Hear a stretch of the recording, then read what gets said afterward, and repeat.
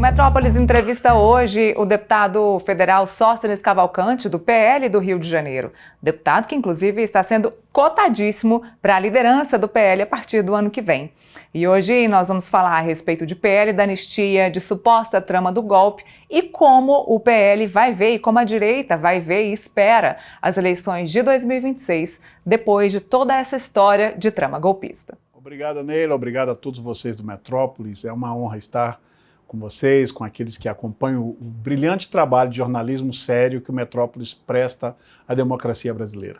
A gente podia falar de liderança, porque já sabemos que o senhor deve vir como líder agora muito em breve, mas não só como líder, mas também como uma personagem importante da direita, e é por isso que é tão importante, tão relevante que o senhor esteja aqui com a gente falando desses assuntos do momento para a direita e para o PL. Então, para começar, a gente vem falando essa semana e hoje aqui nos boletins do Metrópolis, destacamos muito essa questão do indiciamento do Bolsonaro, da trama golpista, dessa operação contra golpe da Polícia Federal. Mas o que a gente quer saber mesmo é se esse indiciamento do ex-presidente Jair Bolsonaro e dessas outras pessoas, se isso pode prejudicar o PL, principalmente para as eleições de 2026. Bom, voltando um pouquinho à questão da liderança do PL, é uma questão que a gente está tratando, conversando com os principais personagens, e se a gente tiver o apoio dos colegas, a partir de 1º de fevereiro, é um sonho, um desejo de estar servindo a nossa bancada, que é a maior bancada da Câmara dos Deputados. Com relação ao indiciamento do presidente Bolsonaro e dos demais membros ali, nós estamos vivendo um momento de muita insegurança jurídica. Os processos, queimando a etapa do devido processo legal, entendemos de que o que houve no dia 8 de janeiro é um caso de uma manifestação que não teve coordenação política, não teve comando político, e aí tentam fazer um enredo, não é, dos acampamentos em frente aos quartéis, com 8 de janeiro, com possíveis reuniões, que aí a gente começa a ver nesse inquérito de membros do Exército, que ali analisando a possibilidade jurídica da aplicação do 142, que é um artigo constitucional. Se fosse o caso de aplicar, tem os seus requisitos, inclusive a chancela do Congresso Nacional. Essa história triste de que a gente vê grande parte da imprensa falando do golpe, para mim é um pseudo-golpe, nunca aconteceu o golpe, continuamos no Estado Democrático de Direito. O próprio presidente Bolsonaro instituiu a equipe de transição, nomeou os ministros, os 3 das Forças Armadas indicados pelo presidente Lula, ainda ele no poder. Se alguém tivesse a intenção de dar golpe, não faria nada disso. Eu acho que é um indiciamento que o tempo vai provar, a justiça, ainda acredito na justiça brasileira, não há crime praticado até agora, não vejo, com tudo que veio à luz, não vejo nenhum fundamento e não acho que isso vai prejudicar o partido. Tristemente, eu tenho que assumir um outro papel. Eu acho que isso nos fortalece, porque a população brasileira está vendo. Nós estamos saindo de temos um presidente que foi condenado por 16 juízes em 3 instâncias, e este condenado foi descondenado, ganha a eleição, assume o mandato, e agora, como não acharam nada de errado na vida, na idoneidade, em roubos do Bolsonaro, querem inventar cartão de vacina, né, que o indiciamento, inclusive, passa por todos, cartão de vacina, um golpe que não aconteceu, uma vacina que ele sempre falou para o mundo inteiro que não queria tomar, um direito dele. Eu tomei e defendo quem tinha que ter tomado à época, né? Até porque eu sofri muito com a pandemia, eu quase fiquei 11 dias no CTI e tomei a vacina assim que saiu, no meu tempo, como foi feito, mas ele decidiu não tomar. Aí agora vem um indiciamento por causa disso, uma coisa que ele sempre declarou que não queria tomar, era uma opção dele. Eu acho que esse indiciamento só fortalece o Bolsonaro. A prova disso que hoje já saiu uma pesquisa mostrando ele à frente do presidente Lula, não é? Isso me mostra de que o caminho da perseguição contra Bolsonaro não vai dar o efeito que a esquerda e que alguns ministros do Supremo Tribunal esperavam. Eu acho que isso vai acabar ajudando e fortalecendo ainda mais o PL. A gente pode dizer, então, que o senhor tem a mesma opinião do ex-presidente Jair Bolsonaro, de que toda essa história de golpe, de toda essa trama golpista, isso aí é uma história que criaram, uma narrativa que criaram para que ele não possa voltar elegível agora em 2026.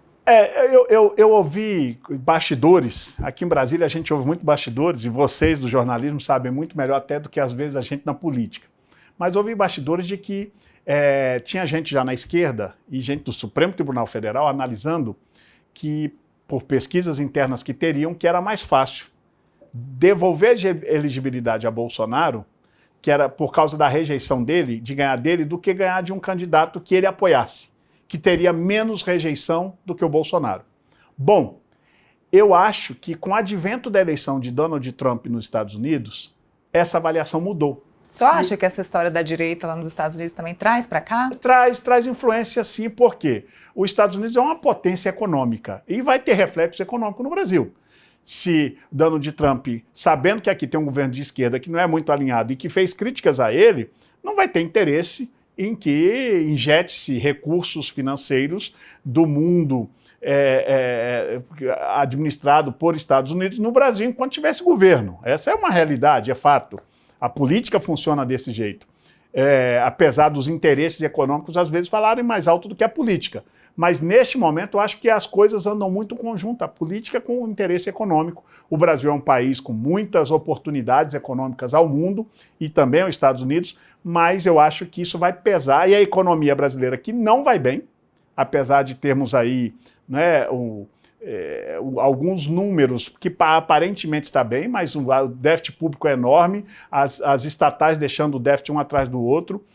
Hoje eu acho que vamos ter um anúncio, né, de cortes, já prova de que a coisa não está indo bem, e estão batendo recordes de arrecadação. Ora, se você tem recorde de arrecadação e tem que fazer corte, é sinal que você está gastando mal e muito.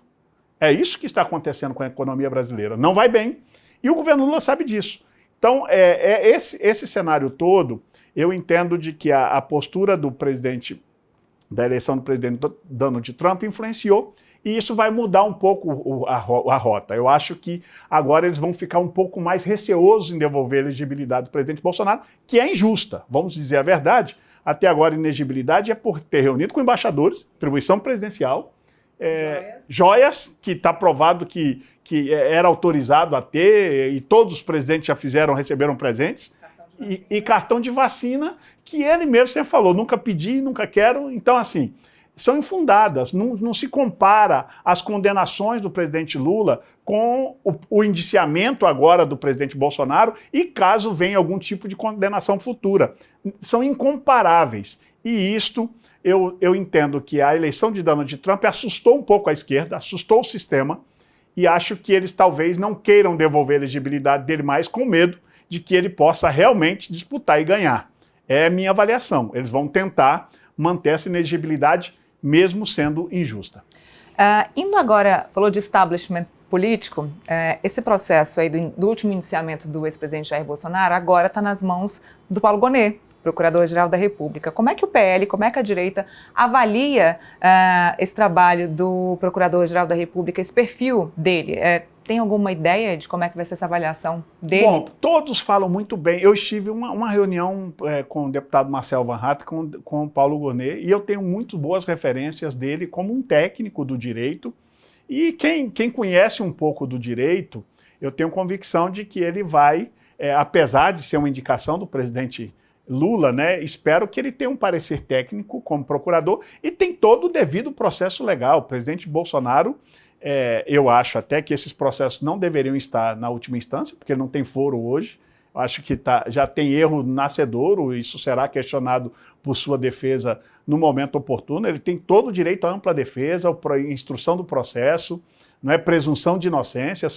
Nós ainda estamos num Estado democrático de direito, e espero que tudo seja cumprido com o presidente Bolsonaro, com todos os demais indiciados, e que, não encontrando nada, que todos sejam inocentados. Se encontrou, que sejam punidos, não como estão punindo as pessoas do 8 de janeiro, que é um absurdo a gente ver pessoas que só estiveram no local, que não depredaram patrimônio público, pagar uma pena acima de 17 anos de cadeia, coisa que nem traficante no Brasil é condenado com pena semelhante a essa. Então, esses exageros de alguns membros da nossa Suprema Corte é o que está levando esse desequilíbrio, para mim, institucional, e o que leva ao descrédito da nossa democracia. Não é um bom serviço esses exageros de punibilidade fora do que já prevê o nosso Código Penal, os exageros que vêm sendo cometidos precisam ser corrigidos com urgência. Falando em anistia e 8 de janeiro, eu vou aproveitar esse gancho para a gente falar sobre o PL da anistia. Para quem não sabe, o PL da anistia agora, a ideia é que se crie uma comissão especial dentro da Câmara dos Deputados para tratar sobre esse assunto que iria ser discutido na Comissão de Constituição e Justiça e acabou sendo transferido para essa possibilidade da comissão especial. Inclusive, esse anúncio foi feito pelo presidente Arthur Lira no mesmo dia que ele anunciou o apoio a Hugo Mota para a presidência da Câmara dos Deputados. A minha pergunta é o seguinte: ouvimos falar muito nos bastidores que o PL da anistia seria usado como uma espécie de chantagem para que o Partido Liberal pudesse apoiar a candidatura de Hugo Mota dentro da Câmara. Isso aconteceu mesmo? Não, nunca aconteceu esse tipo, até porque não é uma postura muito nossa, nós trabalhamos a política de forma muito republicana, a gente não faz esse tipo de, votamos em você para isso. A construção da candidatura do presidente Hugo Mota, que será nosso presidente a partir de 1º de fevereiro, tenho convicção disso, se deu numa articulação de Ciro Nogueira, que foi o primeiro patrono dessa candidatura, junto ao presidente Bolsonaro num diálogo, depois com Valdemar Costa Neto, reuniões separadas, e ele veio com uma solução. O Hugo tem esse perfil de conciliador na casa já, os mandatos que ele tem, apesar de ser jovem, eu acho que 35 anos de idade, é uma pessoa muito conciliadora, que já liderou outros partidos e agora lidera os republicanos, e eu acho que foi um pouco dessa construção. Não houve comprometimento, tem que pautar para a gente votar, não se faz esse tipo de toma lá da cá na política, não é nosso perfil. Agora, nós vamos lutar muito pelo PL da anistia.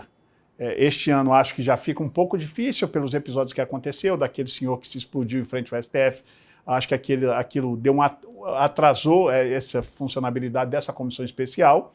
A gente espera o quanto antes possível, seja na comissão especial, seja com outro método legislativo, que a gente possa construir as condições políticas favoráveis. Na verdade, é um PL que vai gerar polêmica, o governo e a esquerda já disseram que são totalmente contrários, apesar de quando é anistia para eles fazem questão de ter, inclusive para tudo que nós já vimos nesse país. Entraram com vários pedidos aí pedindo a derrubada desse PL da anistia. Vários, inclusive o arquivamento, que eu tenho convicção que o presidente Arthur Lira não vai arquivar, e muito menos o presidente Hugo Mota, porque tem compromisso com todos os lados, e na política, quem tem voto ganha, quem não tem perde. A democracia é feita dessa forma e é o que nós vamos lutar. Entendemos que a maioria dos condenados, neste caso, estão com penas altamente exageradas e inclusive os que deveriam talvez serem condenados de verdade por depredação de patrimônio público também não é este nível de pena que estão colocando, porque estão inventando coisas que não existiu. Aquilo não foi um golpe, não se faz um golpe de Estado sem tanque de guerra, sem armas. As pessoas estavam insatisfeitas, foram lá manifestar sua insatisfação, cometeram exageros, cometeram crime quando você entra em lugares que não pode e acaba depredrando patrimônio público. Você tem que responder por isso, mas nunca, jamais seriam essas penas que a gente está vendo. E é por isso que a gente tem que votar o PL da anistia, para colocar cada coisa no seu lugar. Eu acho que a punibilidade deve existir, nós somos totalmente contrários a que as pessoas que praticaram algum exagero fiquem impunes, mas que sejam puníveis ao rigor do que a nossa legislação manda. Temos um Código Penal que versa sobre isso e este Código Penal não foi respeitado. Muita gente dizendo que o PL da anistia, como vai ser tratado só no ano que vem pela Câmara dos Deputados, o novo presidente, que é Hugo Mota, poderia deixar isso um pouco de lado. Então, na sua opinião, ele não vai deixar o PL da anistia de lado? Não, eu não acredito que ele deixe do lado, até porque ele tem o nosso apoio. Com esse compromisso, eu entendo que nós precisamos do momento político certo para isso, não é? E até imagino que a própria esquerda, que hoje é contrária, vai chegar o momento da maturidade deles, porque há pouco tempo atrás, eles que defendiam a anistia de tantas outras coisas, o momento político talvez não esteja muito favorável e lógico, não vamos querer que também a esquerda apoie. Mas quando a gente sentir o momento político correto, a gente pautar e aí, se a gente tiver votos para a anistia ser aprovado na Câmara, depois vai ao Senado, a gente vai lutar muito para que isso aconteça, porque tem muita gente injustiçada, pagando penas que não deveria pagar, família sendo destruída, histórias de pessoas também, e a gente precisa dar uma resposta a essa gente. E na parte prática, o que o PL vai fazer se houver uma espécie de enrolação dentro da Câmara para tratar desse assunto? Aí nós temos muitos mecanismos legislativos para fazer. Obstrução no plenário, a gente pode organizar toda a oposição, além da obstrução, em começar a não querer votar matérias de interesse do governo. A gente pode decidir no colégio de líderes por outras coisas. Se a gente conseguir o apoio, inclusive, dos partidos de centro, que é uma das nossas funções, conseguir esse centro para vir conosco, começar a obstruir pauta não só na Câmara, mas também no Senado. E aí a gente tem uma série de mecanismos legislativos legais, republicanos, democráticos, para fazer para que isso não fique no esquecimento. Nós não vamos deixar nenhum dos injustiçados do 8 de janeiro continuar nessa injustiça por muito tempo mais. Nós precisamos resolver isso o quanto antes possível. Existe um plano B se Bolsonaro não se tornar elegível para 2026? Eu não diria que temos plano B. Eu acho que o plano A, e B e C é Bolsonaro candidato. E só ele é quem no momento certo, oportuno, poderá dizer, bom, até aqui cheguei, não posso por esta ou por aquela circunstância, e indicar. E quem ele indicar, nós iremos todos com quem ele decidir que é o indicado dele. Eu tenho certeza que ele não tem motivos para continuar inelegível e de que ele será candidato em 26 e ele voltará em 26, assim como o Donald Trump voltou nos Estados Unidos. Maravilha.